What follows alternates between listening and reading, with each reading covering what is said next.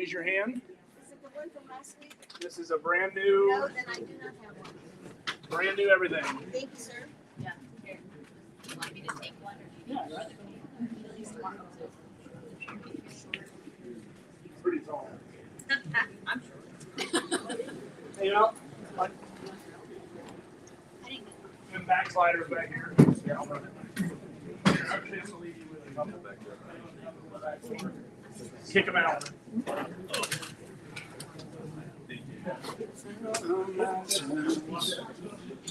Okay.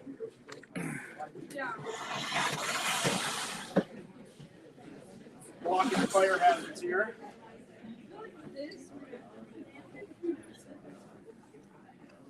We are in the moment you've all been waiting for. Book of Revelation. Got the notes, and I will upload. I'm gonna try to keep these uploaded to the Light Post app for those who can't make it. This is supposed to be following my face, but it's not. So I want to start with a couple questions. First, to kind of get your guys' feedback. If I'm yelling, it's because I want to talk over those things, and I want everybody to hear me. But when you think about the book of Revelation, by the way, we'll just start with that. If anyone says Revelations, they're out. Automatic. It is the revelation of Jesus Christ. So it is a singular revelation. Okay, he goes into the Spirit on the Lord's day, and he sees this continually. And you can imagine Daniel goes through some of these as well, where he wakes up. Daniel wakes up, and he's terrified. Right, so this is a singular vision that has a, well, we'll get there in a moment. But when you think about the book of Revelation, this question we're going into, what comes to mind? Hope, end of time. So figurative, a lot of symbols. Anyone else? The what? Admonition of the seven churches, right? So you've got seven churches of Asia. Anyone else? For me, it's very scary because you don't understand it. Well, You just picture all this like sci-fi weird stuff happening. Yeah, a lot of very scary. A lot of movies, have been made out of at least portions of this book. And so what we want to do a little bit in this class first is to demystify the book of Revelation just a little bit, okay? I can't promise you that I am going to answer every single question that you have about the book of Revelation. I promise you I will not be able to do that. You want to know why? Because I have questions that are unanswered too, right? So, and if I have questions that are unanswered as well, guess what you're going to have probably? You're going to have questions that are unanswered, and I have to be humble enough to say what? I just don't know. All right, because I really have a hard time with that, not knowing something. And this class has really kind of eaten me up. So in the outline, we've got the problem of reading the book of Revelation.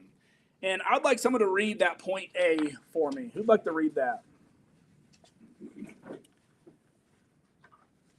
All right, Joe, go ahead. Now, by the way, I used a lot of different I've got like 9 working commentaries that I'm working from. So I've got a lot of this information kind of being pulled together.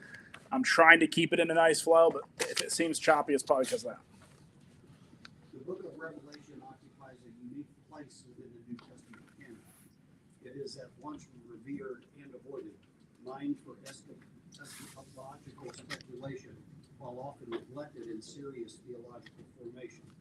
This tension arises not from the obscurity of the book itself, but from the interpretive assumptions brought to it. Okay, so that's what I really want us to be thinking about.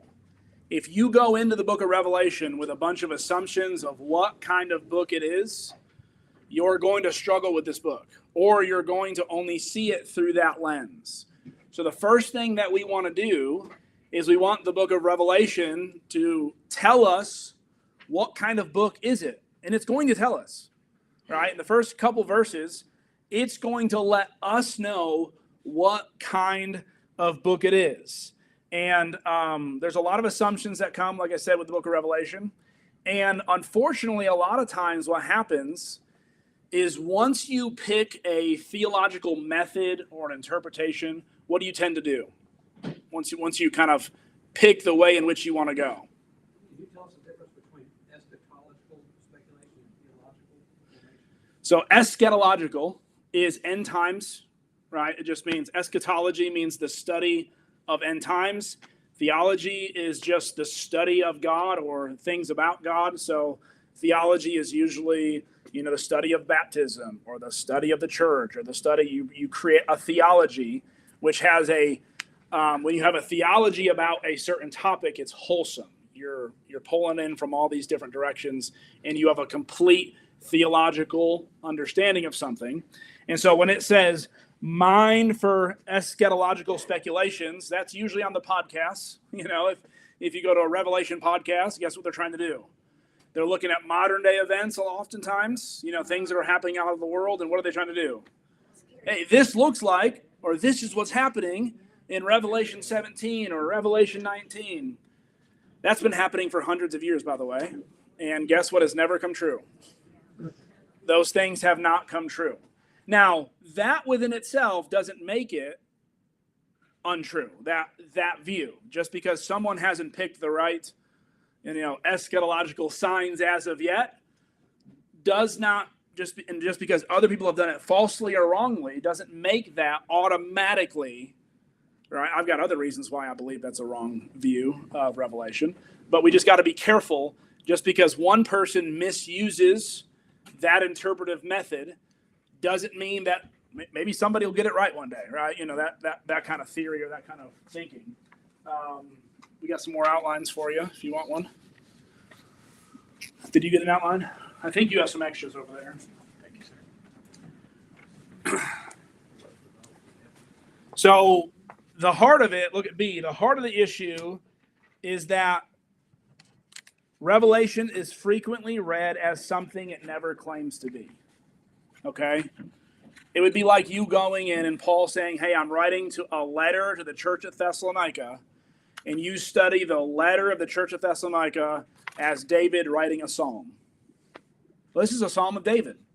And you go in and look for poetry, heavy poetry. You look for heavy, symbolism, and you try to interpret the book of Thessalonica, 1 Thessalonians, as a psalm or a proverb, right?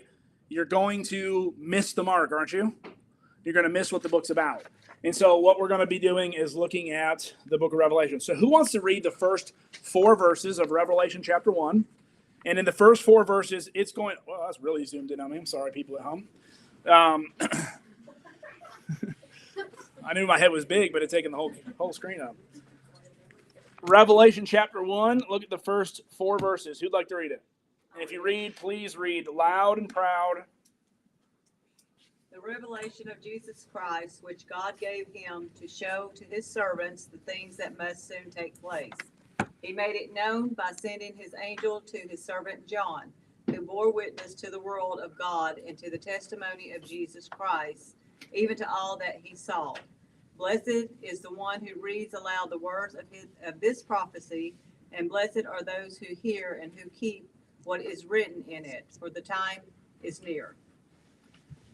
John, to the 7 churches that are in Asia, grace to you and peace from him who is and who was and who is to come, and from the 7 spirits who are before his throne.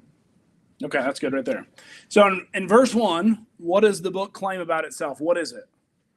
Very first couple words. Revelation. It is well, that's the book, of course, right? But what does the word revelation mean? When it says the revelation of Jesus Christ, it's not saying, hey, this is the word of Jesus Christ, or this is a prophecy of Jesus Christ, or this is but what does revelation mean? It's revealing something that we don't really know. Yeah, so the word is an apocalypsis, right? That's the term. It's the Greek word, apocalypsis, okay? And all that means, as we're going to look at that in a little bit, is it is a revealing of a mystery, okay? So apocalyptic literature was well known in the first century. And what you would do a lot of times with an apocalypse or apocalypsis is oftentimes you are speaking about the state of current events. Okay? And what you would do is you would highly symbolize the things that are going on in the world, or let's narrow it down. Let's say you wanted to write a story about your own family life and what's going on at home, but you didn't want to use those people's names, right? You didn't want to use their names. You didn't want to use specific situations, but you also wanted to tell the story in a highly symbolic, figurative way. You almost over-exaggerate some of the things that have happened to show you this is the kind of family life that I have. Oftentimes, kids will do that when they go to counseling. Counselors don't always ask, hey, what's going on at home? They want them to tell me a little bit about how you're feeling lately. And usually in how they're feeling, there's things that come out, or they ask them to journal. Hey, write a little short story about about your life, and change characters, change that kind of stuff. And what they'll do is they'll actually expose a whole lot about how they feel the state of affairs are going on at home or at school or at work through in our modern day version, an apocalypse. Okay. And so what an apocalypse does is, especially in the book of Revelation, as we're going to see, there's a lot of things going on in the imperial world, right? With Rome, right? And with Jerusalem, and with armies coming through, and the politics between, the Jews kind of breaking off from the Christian faith, Rome coming in, have just kind of did what they did with the Jews, now coming after Christians. There's a lot going on in the political sphere. Well, how do you talk about that? One, we talked about this a couple weeks ago in our Wednesday night class. If you're carrying around a letter and you're speaking bad about, the current Caesar who's in power, what's going to happen to you? Right? So a lot of times apocalypses were used to kind of code or message, but it is not meant to be coded in such a way that it can't be interpreted. It wasn't supposed to be so coded that you had to, if you've seen some of those, the Da Vinci Code, right, where you got to run around and you got to try to, put all these puzzle pieces together, and it's really obscure. Really, only one person who's a very huge expert in this area is really going to solve this. That's not what we're talking about. This was written to common churches, common everyday people who are working, but there was something about this language that they would have understood exactly what was going on. Okay? So we have to kind of put ourselves in their world. And in verse 3, it talks about this being the words of this prophecy. What is a prophecy? So there is a foretelling. Okay? So there is something that John, or at least Jesus, through this revelation, he wants to tell them something that's coming, all right? Something that's going to happen. But in verse 3, read verse 3 again, Sella.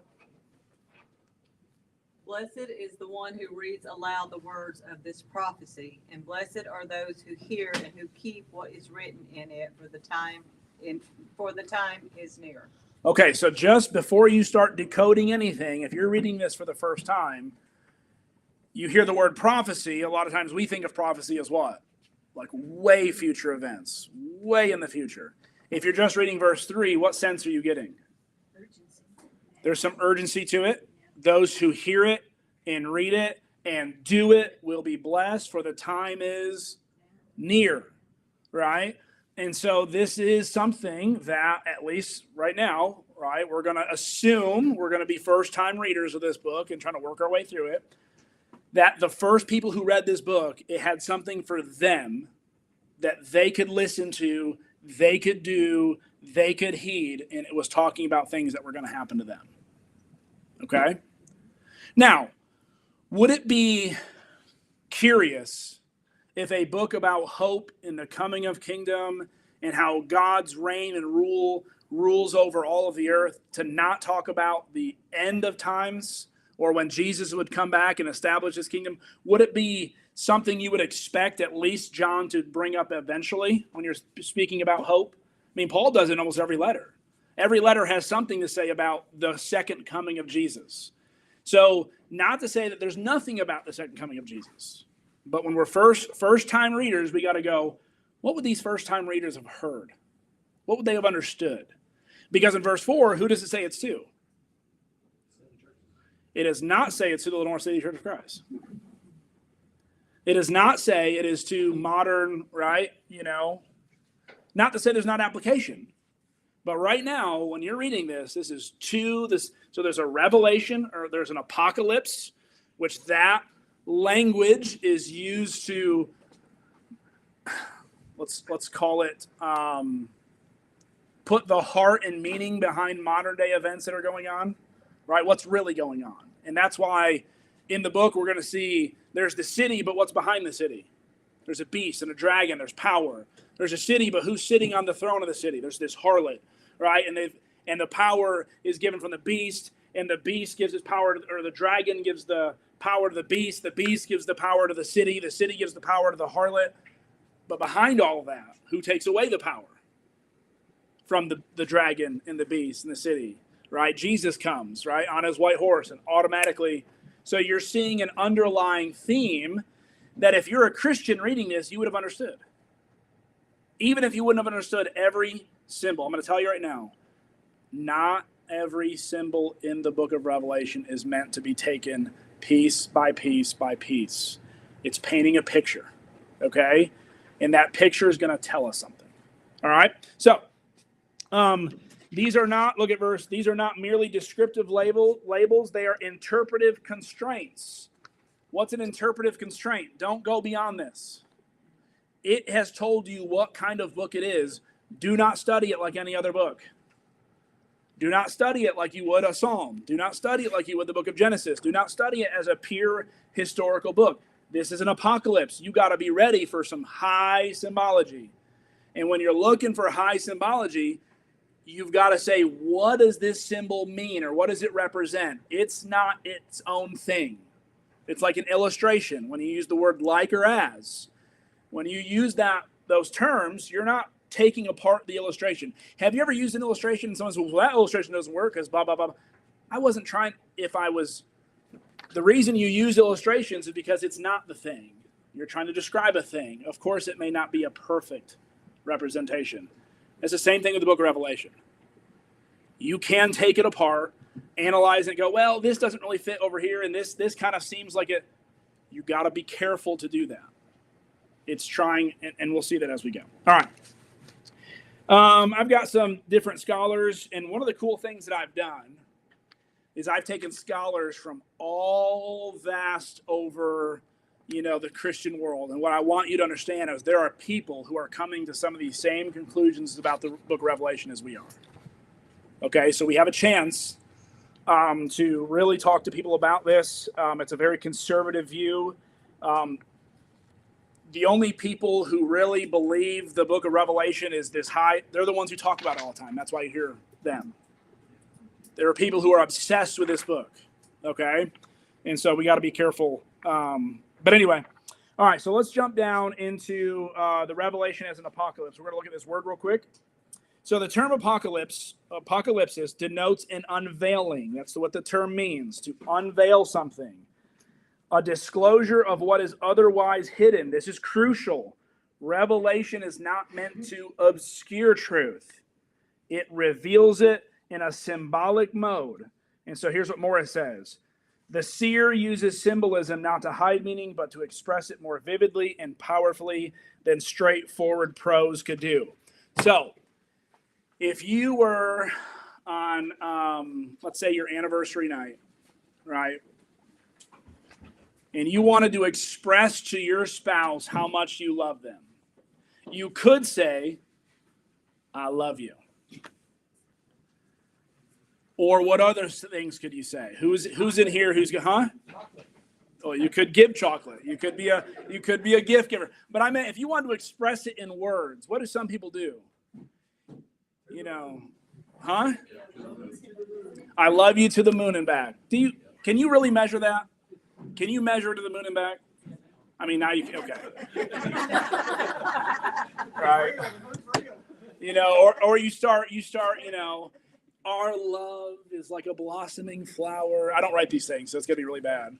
That blooms in the springtime, and even in the midst of the toughest of storms, we've made it through. It makes me want to throw up. But right, which one can have more power behind it? The hey, I love you, or every now and then you throw in a poem or something to try to paint a picture. This is how much I really love you. Okay, and a lot of times we do that when you say, "Hey, I love this," when someone goes, "Well, I love it too." No, you don't understand how much I love it. I love it like, right? And then you start getting more intense and more intense. And I just shut the camera off. Oh well. Oh no, he'll kill me.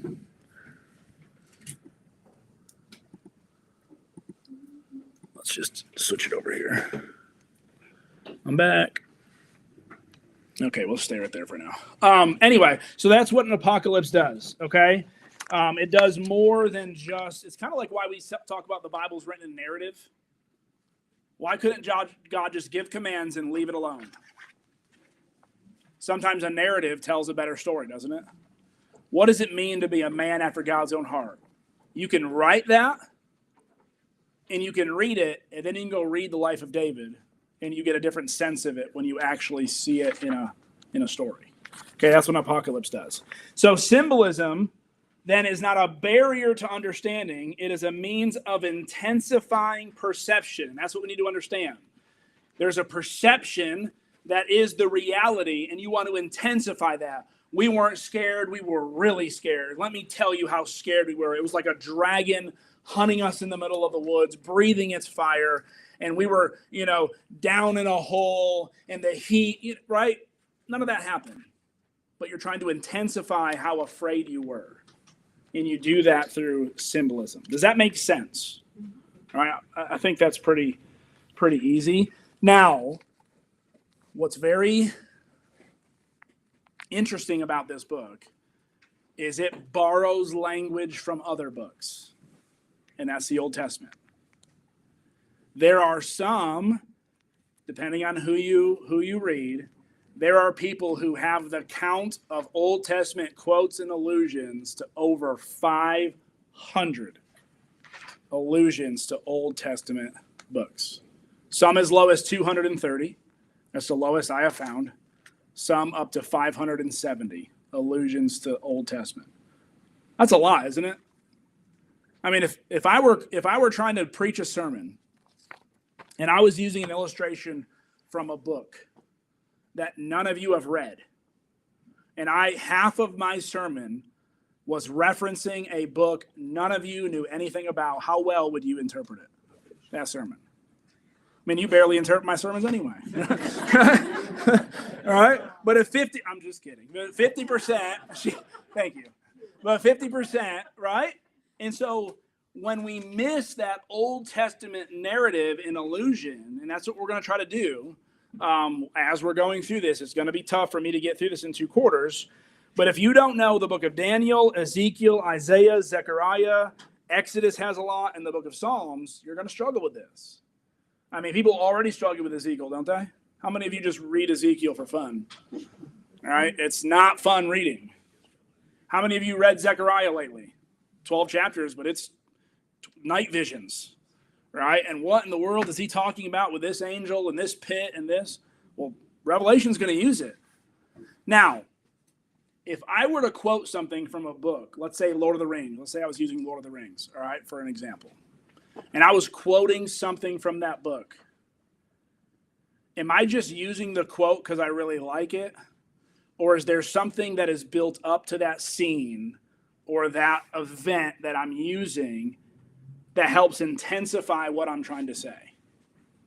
So you'd have to go probably read that scene again or read that part in the Lord of the Rings or, go watch it again to, that's what Jesse meant. You can see how it connected with the sermon or connected with the lesson because you go read it and because I made a point that really hinged on you knowing this scene in Lord of the Rings. If you've never watched it, you might be able to get the point, but you're going to miss a whole lot of it. If you don't go back and read the book of the Old Testament and understand the Old Testament isn't just going, you know what, Zechariah said that real cutely, so I'm going to use his same symbol over here, but not use it the same way that Zechariah used it. That doesn't make sense, would it? You'd have to know, well, how is Zechariah using it? Because John's going to borrow it and use it similarly, in a similar fashion. So that's why knowing what's going on in Zechariah, going on in Ezekiel, when he's alluding to it, will help you understand the book of Revelation. Joe?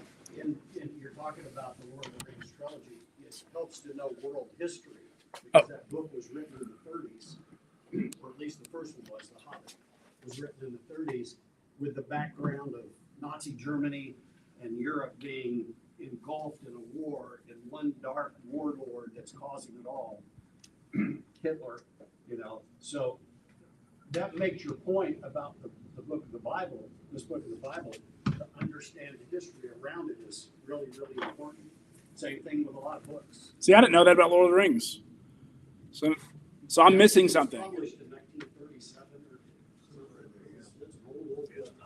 Yeah, so there are themes that I probably missed in Lord of the Rings. I just thought it was a cool story, which is what a lot of people go into Revelation. But if you don't know, that's a great illustration about, taking, hey, this is kind of, if it is, right, I'm taking your word for it. If it's written about these things that are going on, man, who's Saruman, right? Who's, Gandalf? Who do they represent? Who are these different, nations? What do they represent? What's an elf then? What's a little dwarf? Who do they represent, right? Brooke. I knew she'd look at me. I felt it. Felt the dwarf. All right, so we understand that. These are a lot of things that we need to understand. Let's see what are some of the things. All right, go down to, I have a lot more in here than what we need. Go ahead, Alex.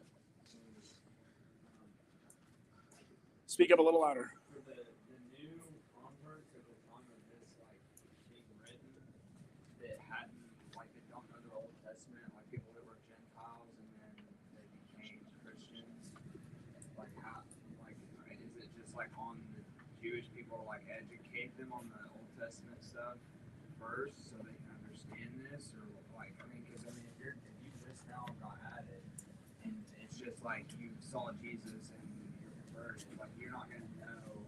You're not gonna a Jew will have grown up studying it it was the second language in the Old Testament, but somebody new wouldn't know any of that. So yes, and that we'll get into when we're the dating of the book of Revelation. We'll get there. At minimum, we're 30 years away from the time of Jesus' death, if not more. So one of the things we want to consider is when Paul and the apostles are going around and preaching from the scriptures, what scriptures are they preaching from and converting people from? Old Testament, right? So they're not walking around with New Testament Bibles talking to people just about, they are literally using the Old Testament to prove who Jesus was, to prove a lot of these things, which once again, that doesn't mean they're getting in the book of Zechariah and all these symbols. But one of the things that we miss in our modern day reading of scripture is they read these books together. So this wasn't hey, go read this at home. And we would have read this, interpreted this together. A lot of times they were read in front of the church, and then they would have sat down and they would have talked about it. And so those, hey, this is going on, what's going on in the book of Zechariah. So those who have that Jewish background knowledge, one, that's been being passed down, right? And Paul and Peter and all the apostles, they themselves being Jews, right? They're preaching from a very Jewish message. We've kind of Christianized it a little bit, but I think these things would have been being taught. And third thing is, this is not the only apocalypse that was going around at the time. They were already writing in this style, right? Not on a large scale, but we have evidence that this kind of language is already going on, and they were already talking about the imperial world with these kind of symbols. So, and I'm going to use a very inflammatory term here, but if in 2,000 years someone was reading a tweet from somebody and they read the yellow-haired man, who are they? The yellow-haired man today got up from his podium and said blah, blah, blah, blah, blah. We all know who they're talking about. Donald Trump. But in 2,000 years, that yellow-haired man, they're like, who? How many yellow-haired men were living? We would understand who that's talking about because we're using it and we're talking about it. And these are things that are being circulated, okay? So I don't think this is one of those books that these were the first time they were seeing some of these symbols and hearing some of these images. This was John taking thoughts they were already going around and already being spread and putting it into a, hey, this is from Jesus. Let's use some of these. This represents, Rome. This represents, they would have gotten that. Okay? At least that's our best interpretive method of it. I don't think this was new to them. Where they go, what in the world kind of book is this? Can't you just write like everybody else did? Can't you give us a letter from Paul that was straightforward? There's a reason why he didn't do what he did. And a lot of it, when I say guesswork, I don't mean we just throw a dart, at a board and whatever one we hit. There's educated guesses when it comes to anything that is that old when you start studying that period. And so we're putting a lot of these pieces together. I'll ask my crazy questions. That's all right. Been a while, I'll give you a break. Okay, how do you know this is written in symbols and not realistic? Because the word revelation that he uses, that is a Greek word called an apocalypsis. That is a genre of literature.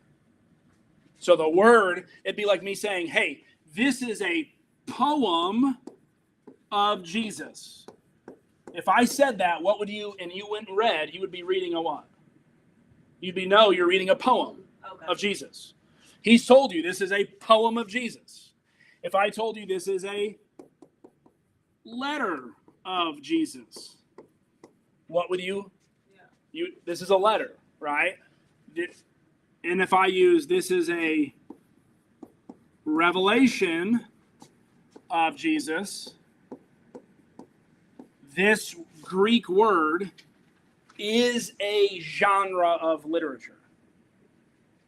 So substitute. You have to know what that means, and people who don't know what that means, it's very confusing. Yes. So I mean, how would you know if you didn't know that? How would you know to learn that? that is why we rely on people who study these things. Okay. I mean, really. I mean, like, I didn't know what that meant, but I mean, even somebody else, and I was trying to explain that, of course, it. Yeah. We So both been we got to remember the Bible wasn't written in English. Okay? The Bible wasn't written in English. It was written in Greek. Okay? Greek, Aramaic, Hebrew, depending on where you're at. But this is written in Greek. Okay?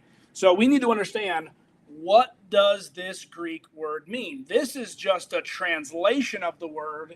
It is not the definition of the word. Okay? It's kind of like the word baptizo in baptism.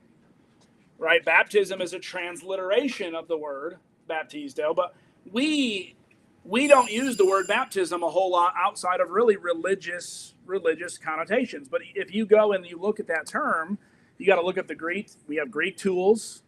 That's how they translated it. Okay, this is just more research. Just more research, yeah. Gotcha. And that is why Christianity is a taught religion, right? There are some things you can't pick up and just get without having some kind of these Bible background. The faith has been passed, right? The faith has been passed down. And some of this has been written for hundreds and hundreds and hundreds of years, passed down. We've got writings of the things that we're talking about, they were talking about 500 years ago. They were talking about 1,000 years ago. They were even talking about 1 century after the time of Jesus. We've got 2nd century writings that are talking about the book of Revelation. And so we can go and look at all of their writings and how they interpret it as well. Good question, though. That's a very good That's question. scary because you're like, you see all these things. Yeah. You don't understand that. Yeah. Any other questions? Comments? All right. So what we're going to see, you see this apocalyptic as a counter-imperial vision. So here's some interesting stuff that I was looking up, and we're going to get into some of these as we get in next week. I've got a book. If you want a really cool, quick read about the book of Revelation, David De Silva has called Unholy Allegiances, Heeding Revelation's Warnings. And he does a really good job of staying out of the weeds and he comes at it from a very high imperialism. The book of Revelation is speaking about the counter to imperialism. And all I mean by that, it looks as if Rome has a lot of power and is in charge and they're untouchable. And at that time, if you were to ask anybody on the street, Rome was untouchable. They could conquer anybody. They were winning every battle. They were winning all the wars. They were conquering the entire known world, and they were still expanding. And what this is a counter vision, meaning what you see is not really what's going on in the background. So a lot of what the book of Revelation is going to do is understand what's going on in the spiritual realm during all this. Who are the real powers behind it? What is God doing? Where's Jesus fit into this? And where does the kingdom of God fit into all this? Because Jesus preached a whole lot about this kingdom that was going to be built, right? Not shaken nor destroyed, and was going to conquer and not be defeated. Well, it looks like if what Christians were going through, what did it look like? It looked like defeat. It looked like Rome was winning. It looked like Christianity was going to be snuffed out. And God says, actually, the kingdom that's going to be snuffed out, what Rome does here, Rome itself points back to history-wise, this was the start of the downfall of Rome. And there's a really good book called The Fall and Rise of the Roman Empire that goes through a lot of this. Justin? Might be a little too detailed for, And it may be something we talk about next week. but you talked about how we're referencing, or John is referencing Daniel and Ezekiel and Isaiah. We see in other places in the New Testament where those people are referenced, but it seems like they're referenced in ways that they themselves didn't use. The one that comes to mind is, Isaiah 7. This shall be a sign for you that no virgin shall conceive and give birth, and they shall call them. The birth of Jesus wasn't what that specific verse was talking about when it was written. Yes and no.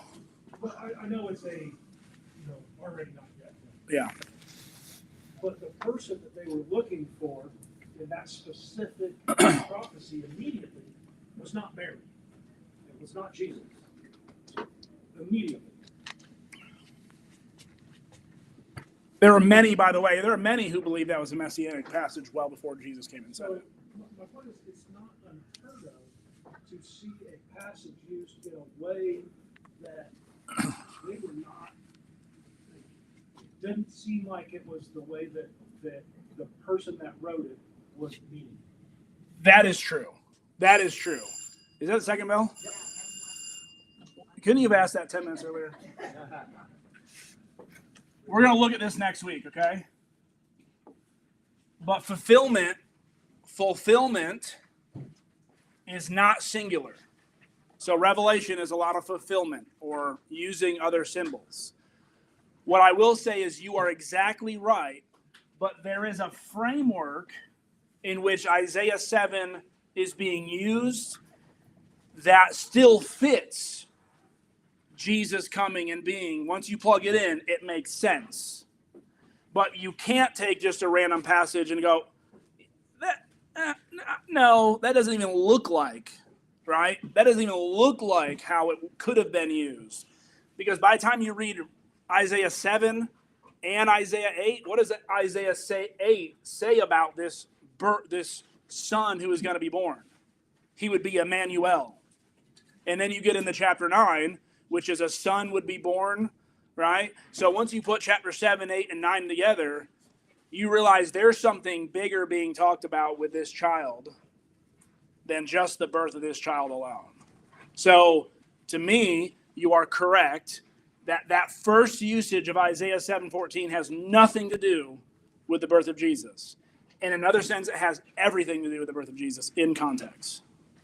Does that make sense? Yeah, I guess my point was John would be the only one to know that. Yeah.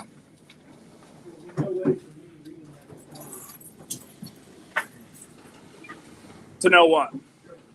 All right. No, seriously. Let's bring that up next week, and let's start there. That's a good topic. When did you say